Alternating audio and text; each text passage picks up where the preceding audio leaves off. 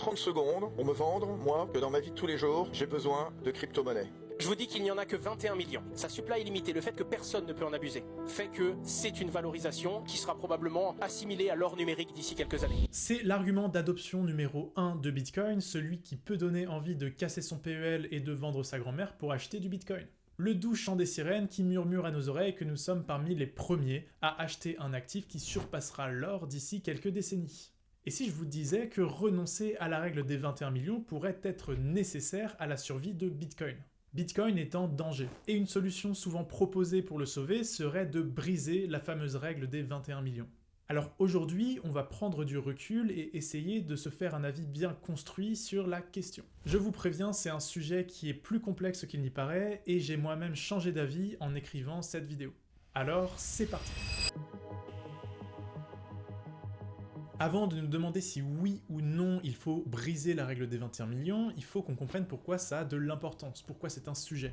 Ça a de l'importance parce que le modèle de sécurité de Bitcoin est défectueux et ce défaut vient précisément de la règle des 21 millions. J'ai fait une vidéo qui explique en détail le problème et je vous conseille de l'avoir vue avant de continuer cette vidéo. Très grossièrement, faisons un petit rappel. La sécurité de long terme de Bitcoin est mise en danger à cause des halvings et le fait que les récompenses des mineurs vont baisser avec le temps. Et ceci est directement lié à la règle des 21 millions, parce que les halvings existent précisément pour respecter le supply limité de 21 millions.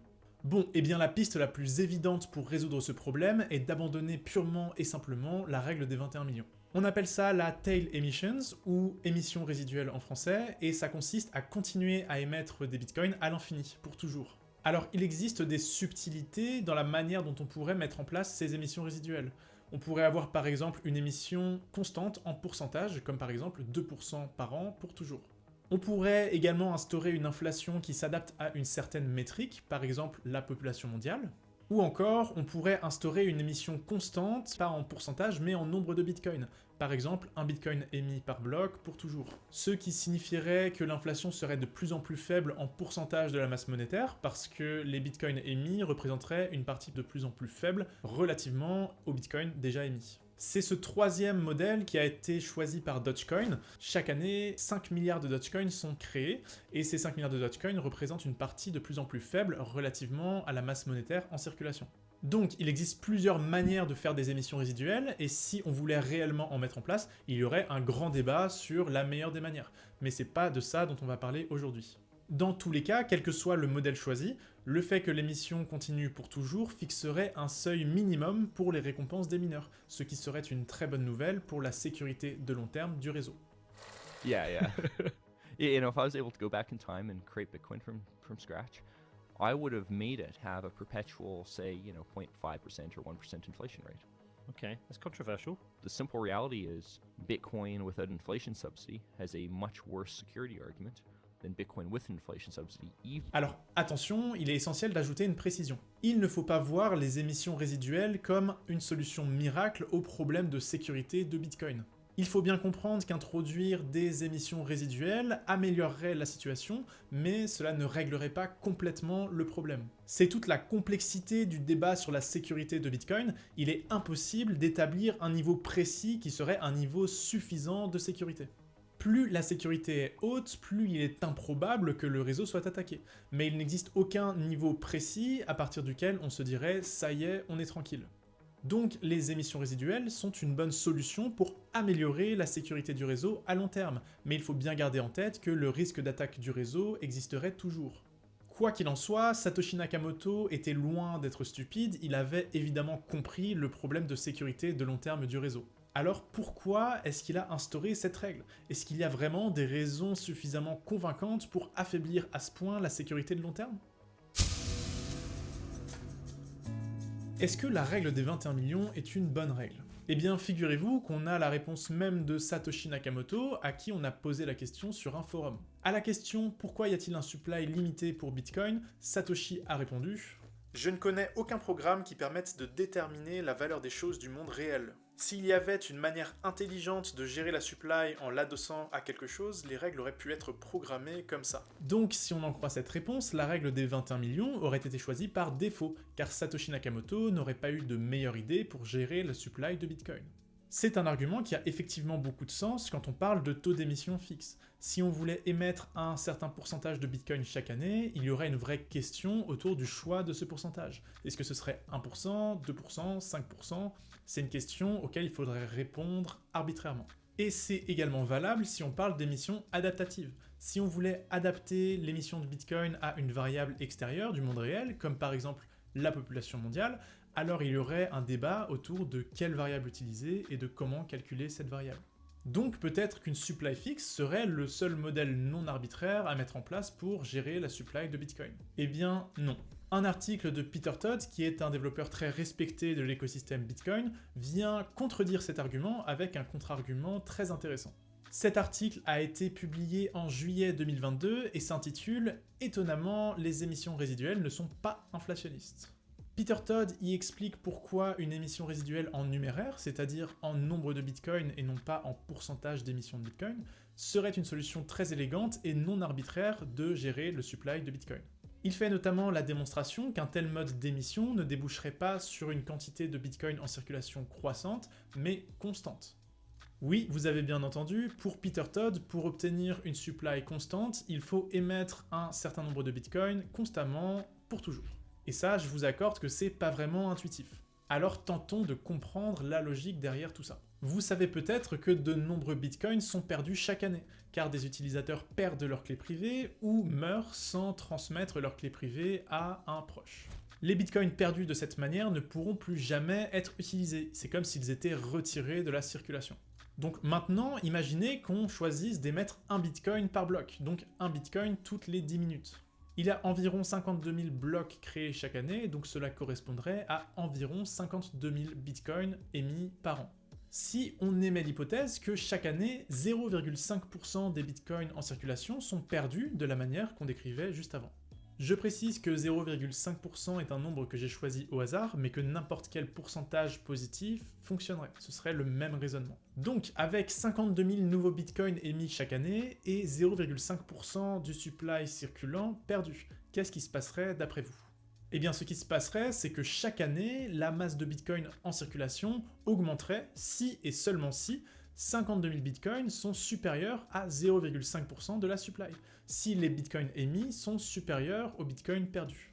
Et le supply de bitcoins circulant baisserait si et seulement si les 52 000 bitcoins émis étaient inférieurs aux 0,5% perdus de la masse monétaire. Dans tous les cas, si vous réfléchissez un peu, vous vous rendrez compte qu'on convergera toujours à long terme vers une situation où 52 000 bitcoins sont exactement équivalents aux 0,5% de bitcoins perdus. Et à ce moment-là, on se retrouve dans une situation où la masse monétaire circulante est stable.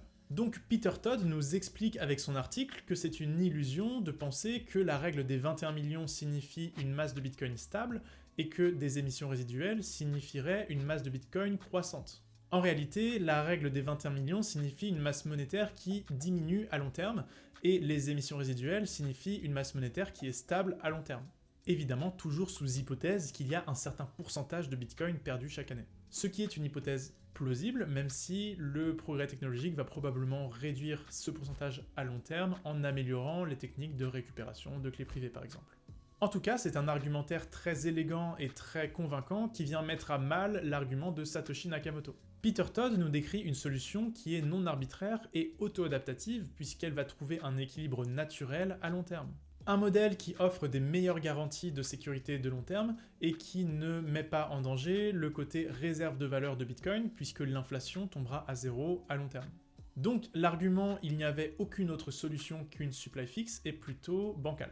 En réalité, l'argument qu'on entend le plus souvent est plutôt la critique des systèmes monétaires traditionnels et des banques centrales et gouvernements qui abusent de la planche à billets.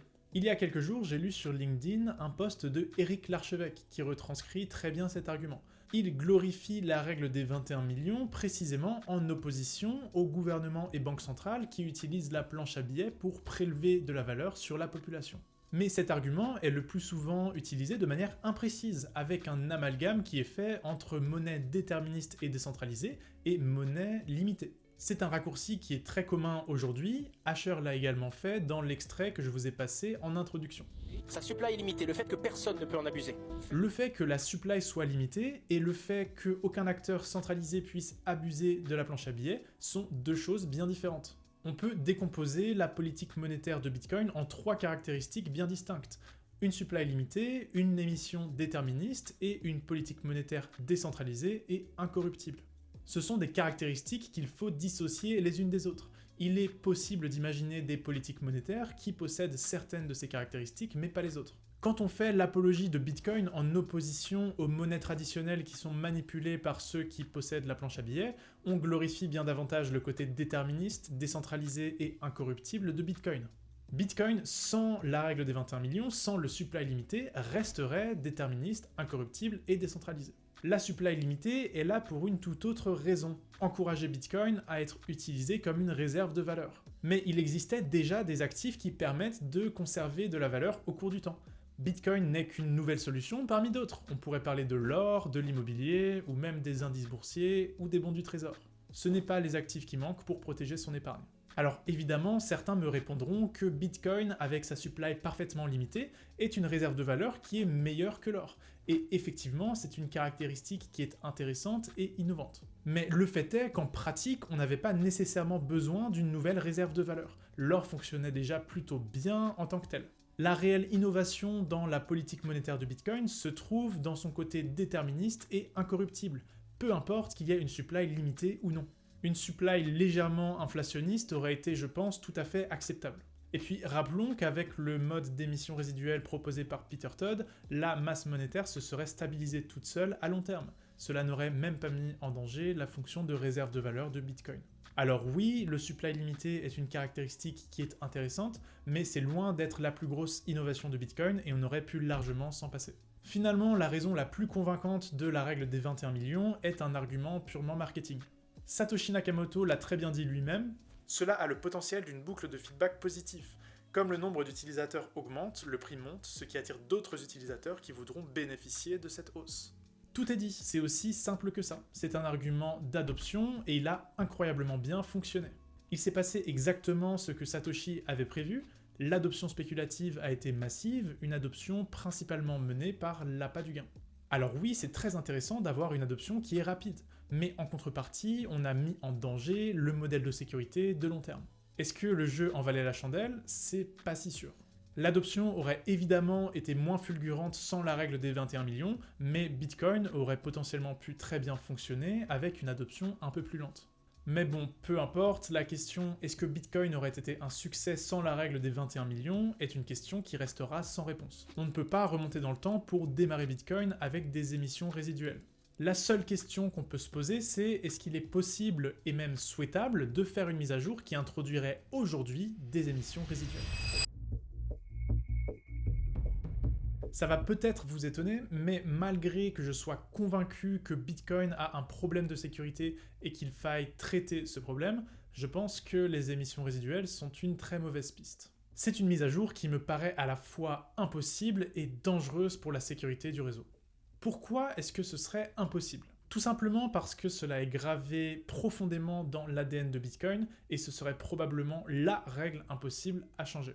Même Peter Todd, à la suite de son article, a précisé dans un tweet que d'après lui, Bitcoin mourrait plutôt que de renoncer à la règle des 21 millions. L'immense majorité des bitcoiners ont été convaincus principalement par la règle des 21 millions. Puisque Bitcoin est décentralisé et que les décisions se prennent par concertation générale, on devrait convaincre la communauté d'abandonner ce pourquoi ils sont venus. Bon courage pour faire accepter ça. Alors notons quand même qu'un tel changement a déjà été vu. La blockchain Monero a été mise à jour et est passée d'une limite fixe comme Bitcoin à une émission résiduelle de 0,6 XMR par bloc. Ils ont fait ça principalement dans le but d'améliorer la sécurité à long terme du réseau. Néanmoins, c'est une situation qui est très différente car Monero a une proposition de valeur qui est très précise. Permettre des transactions parfaitement anonymes et intraçables. Sa proposition de valeur ne réside absolument pas dans sa rareté. Dans le cas de Bitcoin, mettre en place de l'inflation perpétuelle, c'est détruire ce qui est aujourd'hui perçu comme la proposition de valeur principale de Bitcoin. Donc personnellement, je pense qu'il est absolument impossible que l'on voit un jour une mise à jour de la politique monétaire de Bitcoin. Néanmoins, il existe une probabilité que ça arrive. Comme le dit Nishant Sharma, fondateur de Blockbridge Consulting, le Bitcoin et le minage de Bitcoin s'institutionnalisent peu à peu. Le discours autour de telles propositions évoluera et nous pourrions voir des changements de protocole qui étaient impensables par le passé.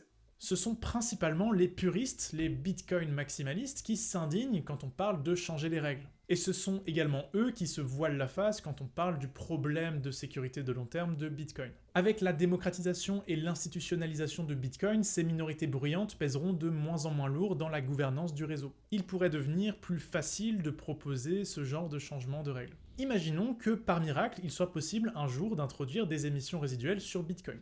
Est-ce que ce serait une bonne idée ? Eh bien, je ne pense pas, au contraire. En plus d'être presque impossible à mettre en place, il faut garder en tête qu'un tel changement aurait probablement un effet dramatique sur la sécurité à court terme du réseau. Ce qui serait assez ironique puisque ce changement aurait justement pour but d'améliorer le modèle de sécurité de Bitcoin. Si on effectuait un changement de la politique monétaire de Bitcoin en plein vol, on observerait deux phénomènes. Tout d'abord, un hard fork de Bitcoin, c'est-à-dire le dédoublement de la blockchain en deux versions, une version avec l'ancienne règle des 21 millions et une version avec la nouvelle règle des émissions résiduelles. Cela obligerait les mineurs à se répartir entre les deux réseaux, ce qui réduirait le nombre de mineurs sur un réseau donné, ce qui baisserait la sécurité. Et deuxièmement, même en faisant l'hypothèse que tous les mineurs resteraient sur la version de la blockchain avec les émissions résiduelles, on observerait probablement une chute dramatique du prix du Bitcoin. À la fois parce que l'on perdrait un argument d'adoption puissant, mais aussi parce que cela remettrait en question le côté déterministe de la masse monétaire de Bitcoin, ce qui est également une proposition de valeur importante de Bitcoin.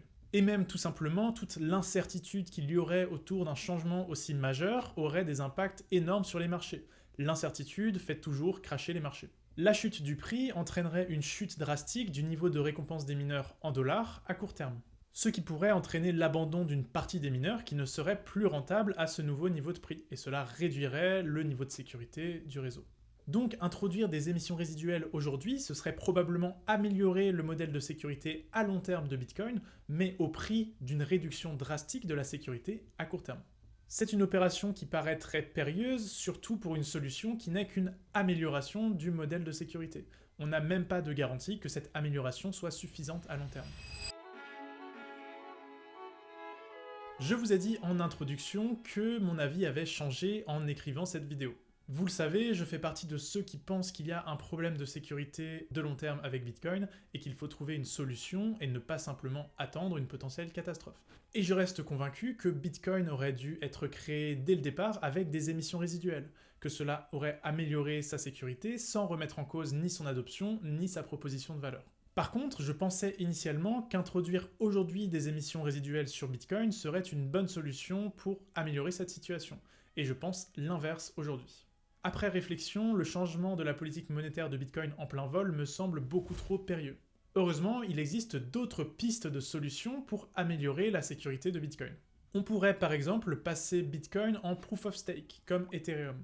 Justin Bonds a vanté les mérites du Proof of Stake il y a quelques temps, en disant que c'était à la fois plus soutenable et même plus déflationniste que la politique monétaire de Bitcoin. Ceci dit, on a récemment vu l'Ether redevenir légèrement inflationniste, donc il faudra probablement attendre un peu plus longtemps avant de pouvoir affirmer que l'Ether est déflationniste à long terme.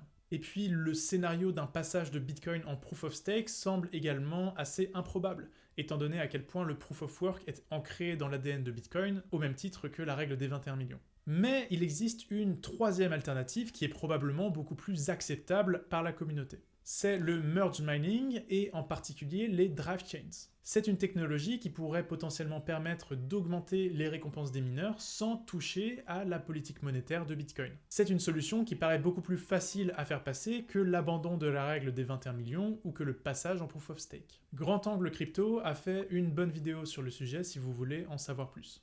En tout cas, gardez l'esprit critique et analysez toujours les qualités et les défauts des projets que vous voyez, même quand il s'agit du papa Bitcoin. N'oubliez pas de vous abonner et de mettre en commentaire ce que vous pensez de tout ce débat. J'ai essayé de faire l'analyse la plus complète et la plus objective possible, mais gardez en tête que tout ça n'est que mon avis. Gardez l'esprit ouvert et entraînez votre créativité à trouver des solutions aux problèmes que vous identifiez. La blockchain est une technologie passionnante qui n'a pas encore révélé tout son potentiel, et il ne tient qu'à vous d'être les builders de demain.